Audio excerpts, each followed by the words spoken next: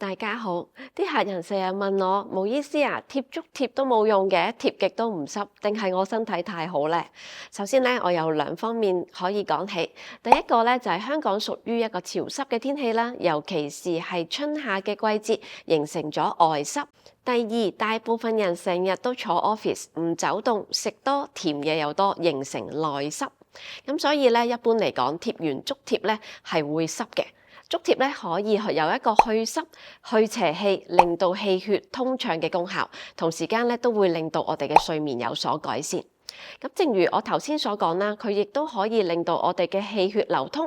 咁所以咧，身體好嘅人，又或者咧比較敏感嘅人，佢哋會覺得咧有一種氣流動去腳湧泉穴嘅一種感覺。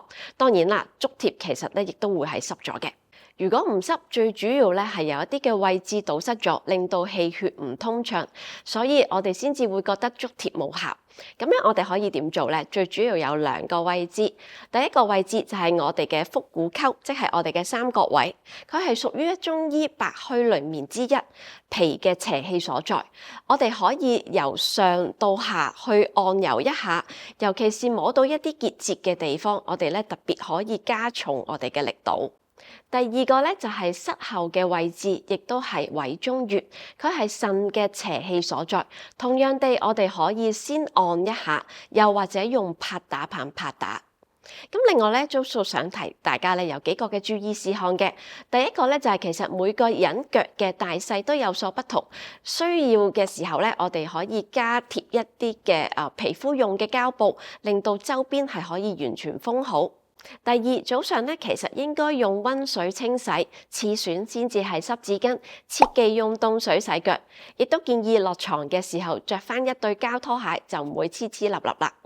第三就係咧，除咗我哋嘅足貼之後咧，我哋會發現左右嘅足貼嘅濕度其實應該係要一樣㗎，咁樣先至可以代表咗我哋陰陽係比較平衡。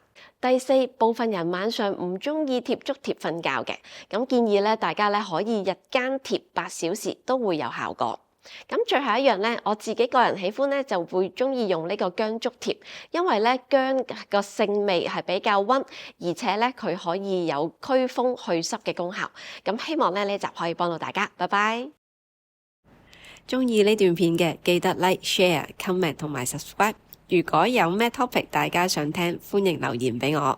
中醫或者身心靈嘅角度都冇問題，最緊要記得撳埋個叮叮鐘，咁樣你就唔會錯過每一段片啦。